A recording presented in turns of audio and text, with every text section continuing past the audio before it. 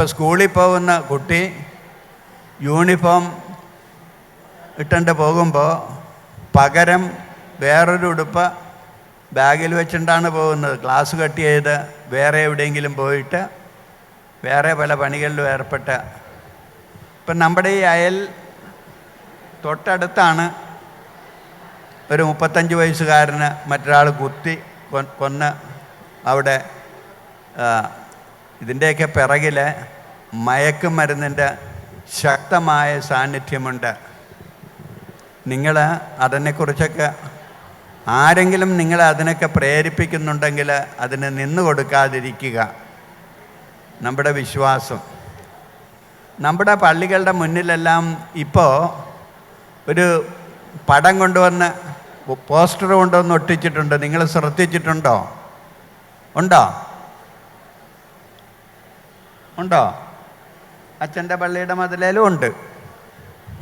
Emperor Emmanuel, അത് നമ്മുടെ വിശ്വാസത്തിന് വിരുദ്ധമായിട്ട് നിൽക്കുന്ന ഒരു സംഘമാണ്. ഇപ്പോൾ അവിടെ ആൾ കിട്ടാത്തത് കൊണ്ട് ആളെ ഓടിച്ചിട്ട് പിടിക്കാനായിട്ടുള്ള ആകർഷണമായിട്ട് നടത്തുന്നതാണ്. മുമ്പ് ആ മതിലിനകത്ത് തന്നെ അവർ ഒതുങ്ങിക്കൂടുകയായിരുന്നു. ലോകാവസാനം തങ്ങൾ മാത്രമാണ് രക്ഷപ്പെടാൻ പോകുന്നതെന്നൊക്കെ. ഇങ്ങനെയൊക്കെയുള്ള കാര്യങ്ങൾ അറിയാതെ ചെന്ന് നമ്മൾ തലവെച്ച് കൊടുക്കുകയാണ്. അപ്പം അതിനെക്കുറിച്ചൊക്കെ ഓർമ്മയുണ്ടാകണം. നമുക്ക് വിശ്വാസമാണ് ഏറ്റവും വലുത്. ആ വിശ്വാസം നമുക്ക് സംരക്ഷിക്കാനായിട്ട് കഴിയാം. നിങ്ങൾ വളർന്നു വരണം, ആയുസ്സും വേണം. മനസ്സിലായോ? അല്ലാതെ വെട്ടി കുത്തി